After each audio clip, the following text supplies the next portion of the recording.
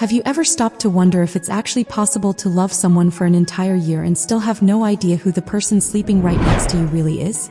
I'm serious. Think about that for a second.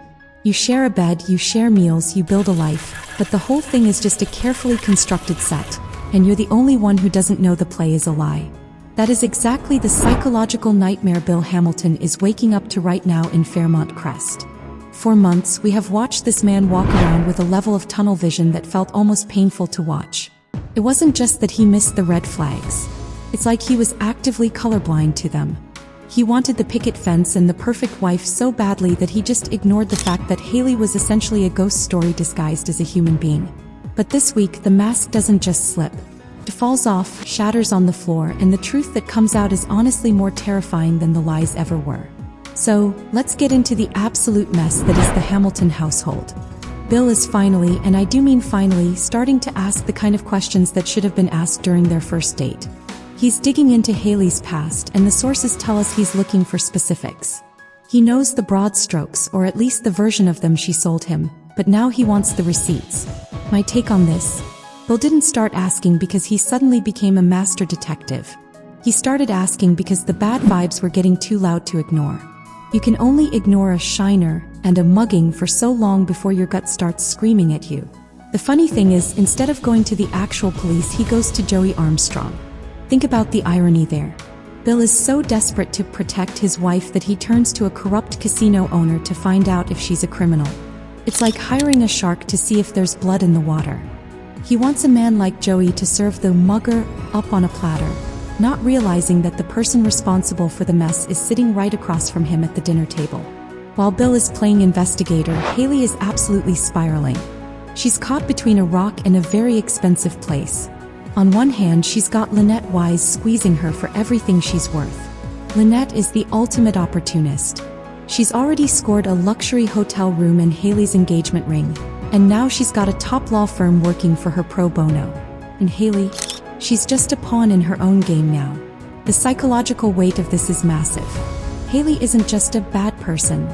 She's someone who has spent her whole life running, and now she's realized she's run out of road. When we see her at the Dupree estate standing over that hidden safe, it's a moment of pure raw survival. This isn't about greed. It's about fear. The sources describe her hands trembling as she stares at those stacks of cash. That is the physical manifestation of a woman who knows her world is ending. When she whispers to herself, "Don't hesitate," she's trying to kill the last part of her that actually cares about the life she built with Bill. She's choosing survival over love, and honestly, can you blame her? In her world, love was always just a tool, and now the tool is broken. But then the footsteps. That sound in the hallway isn't just Bill walking. It's the sound of the universe saying, time is up. Imagine the panic. Your heart drops, your brain goes into overdrive, and you realize you have seconds to decide your entire future. The fact that the painting was left crooked after she closed the safe tells you everything you need to know. Her escape isn't some master plan. It's a messy, chaotic, desperate scramble.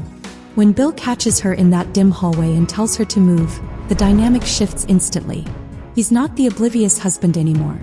He's the man who realizes his first mistake was trusting a woman who told him trusting her was a mistake. And Hayley's response? "I'm just choosing which consequences I can live with." That line is so deep because it admits there is no happy ending here. There's just a less bad ending. When she walks out that door and Bill tells her never to come back, he thinks he's reclaiming his power. But the silence he's left with isn't peace. It's the sound of a man realizing his entire reality for the last year was a fiction. Do you think he'll actually let her go? Or is this just the beginning of a much darker obsession for him? Now we have to talk about the other side of town, because while Hayley is burning her life down, the rest of Fairmont Crest is putting on their best dresses for the Cotillion. But let's be real, this isn't just a party. For the Duprees, the Cotillion is like a corporate branding event, and Samantha is the product they're trying to sell. But Samantha is struggling hard with imposter syndrome. It's heartbreaking to see, honestly. She's being told by the Belclairs that she doesn't belong because she's adopted. Can you imagine the cruelty of that? You're a young woman trying to find your place in a high-pressure society, and people are using your bloodline as a weapon against you. The Belclairs are the ultimate gatekeepers, and they're making sure Samantha feels like a counterfeit Dupree. It's not just about a title. It's about her sense of self. The drama with her date just adds another layer to the stress. When Donnell McBride finally shows up to escort her, it feels like a victory, but it's a hollow one. Chessie Belclair is unhappy about it, which is just classic mean girl energy. But the bigger question is, where was Donnell? His phone was going to voicemail, his family was worried, and then he just appears. In a town where people are getting impaled and warehouses are exploding, a missing person even for a few hours is a red flag. The Cotillion itself is this weird mix of elegance and underlying dread. We see them dancing in their gowns and tuxes, but the sources keep warning us about a shocking death. This is such a classic soap move. You give the audience the most beautiful, polished event possible and then you stain it with blood. Who do you think is going to be the one to pay the price at the Cotillion? Is it going to be one of the teens? Maybe a Belclair? Or someone completely unexpected? When the Platinum Deb is crowned, it should be the happiest night of her life, but in Fairmont Crest, a crown is usually just a target. My theory is that the death isn't a random accident. It's going to be the fallout from one of the many secrets swirling around the town. Whether it's the plasma ring or the Hamilton drama, the walls are closing in on everyone, and the Cotillion is just the place where the pressure finally becomes too much. Speaking of pressure, let's dive into the deep danger Jacob Hawthorne is in. This plasma ring storyline has been a slow burn, but it's officially reaching its boiling point. Jacob is deep undercover as Rashad, and the toll it's taking on him is massive. His father, Police Chief Elon Hawthorne, gave him some brutal advice about sacrifices. He basically told him that to catch these people he has to kill the man he used to be. Jacob moving out of Naomi's house to walk the walk and talk the talk as a thug is such a heavy move. He's literally making himself a pariah to protect the people he loves. But that's the thing about undercover work. If you do it well enough, everyone starts to believe the lie, including the people you're trying to save. The moment Leah, the Garland Memorial Chief of Staff, catches up to him is one of the tensest things we've seen. She's the ultimate corporate villain. She's been pulling the strings of this blood ring from behind a desk, and when she demands he lift his hat, it's over. The second she realizes Rashad is actually Detective Jacob Hawthorne, all hell breaks loose. The warehouse shootout is described as a disaster, and for good reason. Shots are fired, people are running, and the whole operation goes up in smoke. But here's the thing, Grayson is right in the middle of it. He's been taking precautions and trying to give Ashley important documents in case something happens to him. Grayson knows he's a dead man walking. He's been a reluctant part of this ring and he knows too much to be allowed to live. Psychologically, Grayson is in a fascinating place. He's terrified, but he's also trying to be a hero in the most tragic way possible. Ashley is in a panic and her feelings for him are clouding her judgment. She's way too involved in his shady business, and as we know in Fairmont Crest, love doesn't protect you from a bullet. My opinion? Grayson is the prime candidate for that shocking death. He's been a tragic figure from the start, and his death would be the catalyst that finally forces the police to take down the entire ring. But if Grayson dies, what happens to the evidence? And what happens to Ashley? She's already on the edge, and losing Grayson might push her into a very dark path. But wait, we can't forget about Leslie. Leslie Thomas is the emotional anchor of so many of these storylines, and this week she's proving she's not going down without a fight.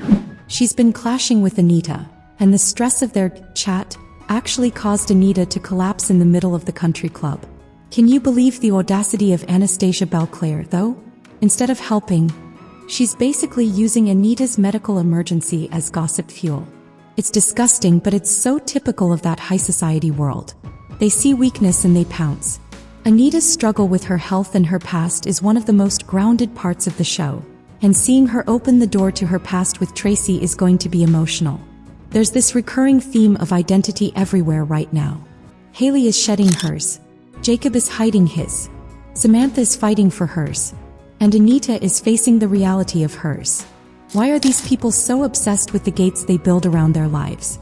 Whether it's the literal gates of Fairmont Crest or the metaphorical ones they build to keep people out, everyone is trying to control the narrative. But the narrative is falling apart. The warehouse disaster and the Cotillion tragedy are two sides of the same coin. It's the moment the outside world finally breaks through the gates. Let's look at some predictions for what's coming next, because things are about to get even messier. First, I don't think Hayley is just going to take her bag of cash and disappear. Someone like her always has a backup plan for her backup plan. I think she's going to align herself with someone even more dangerous than Joey Armstrong. Maybe she'll go to a rival organization? Or maybe she'll try to blackmail Bill from afar. One thing is for sure, she's not done with Fairmont Crest. She burned the bridge, but she's still standing on the other side with a box of matches. Second, the fallout from the Cotillion death is going to shatter the Dupree family. If it's someone close to them, Samantha's win as Platinum Deb will be forever tainted. She already feels like she doesn't belong, and a tragedy on her big night will only solidify that feeling. It might even drive a wedge between her and her parents if she feels like their obsession with legacy and tradition is what led to the disaster. And what about the McBride reunion? The sources mention a stunning emotional reunion. Could it be someone from Vanessa's past who holds the key to the secrets Joey is keeping? Joey is playing a dangerous game trying to get a man like Bill to owe him. But Joey's own world is falling apart as the police close in on the warehouse. Also, we have to talk about Derek and Ashley. They are at a breaking point, and it's a long time coming.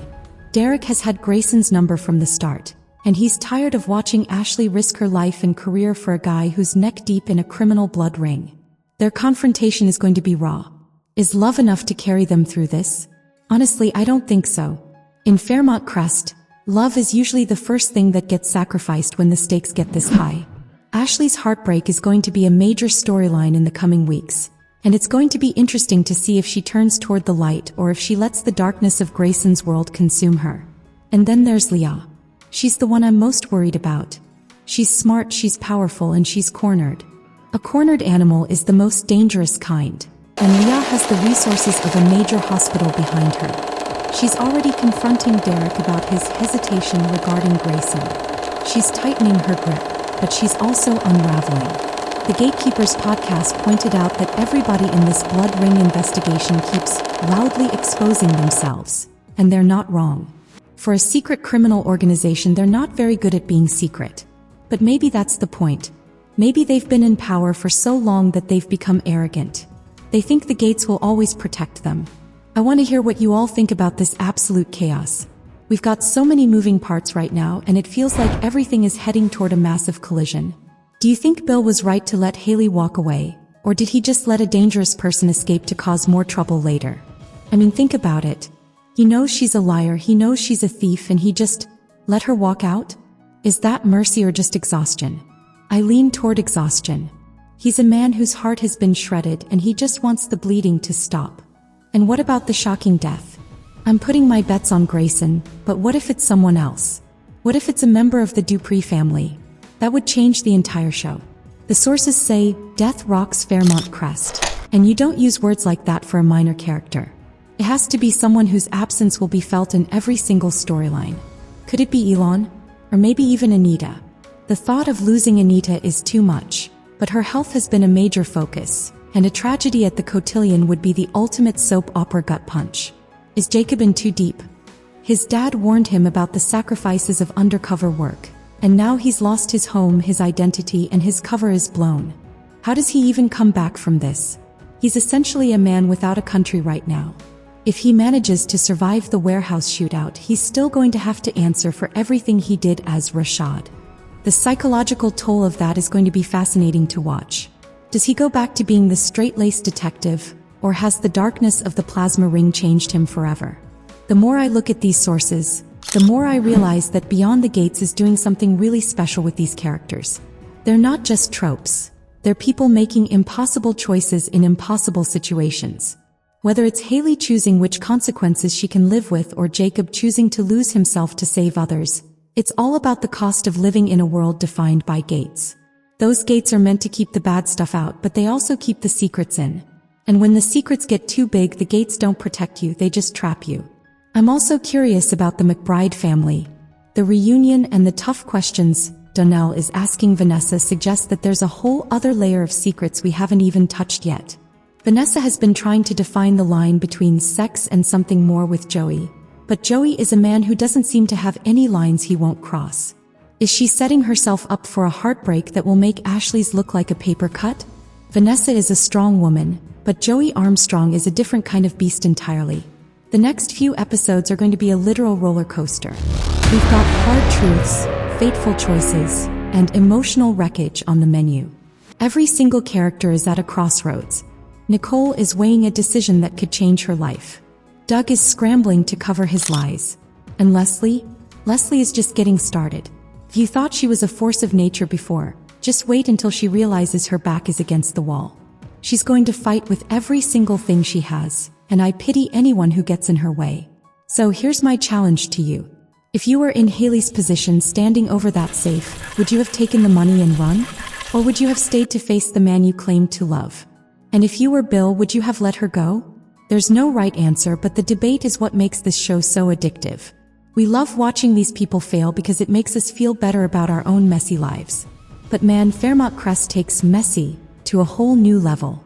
One last thing to think about before you go.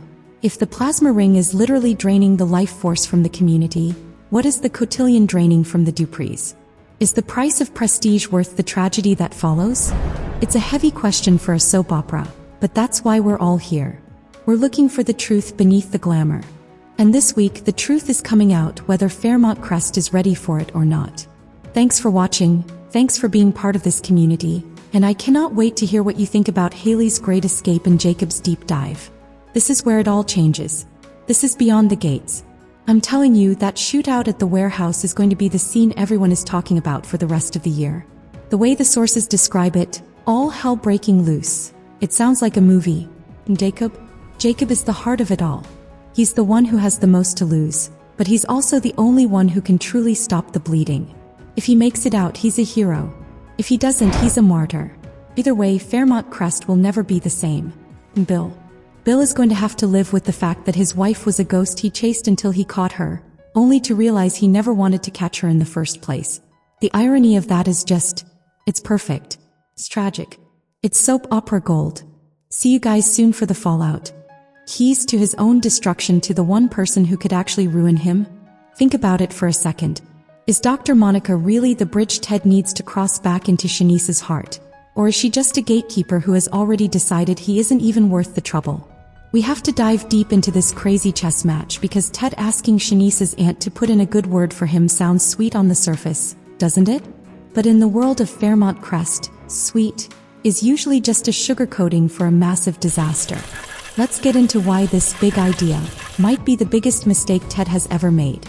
The tension here is thick enough to cut with a surgical scalpel. It is actually kind of perfect for our favorite plastic surgeon, Ted.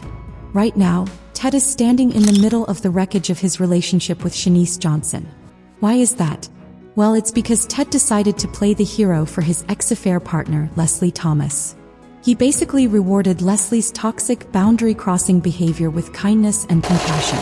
By doing that, he effectively told Shanice that her feelings didn't matter as much as Leslie's crazy. It was a move that made Shanice feel like she was coming in second place to a woman who has spent years trying to destroy the Richardsons. Now, why did he do it? Ted is a man who usually takes the path of least resistance.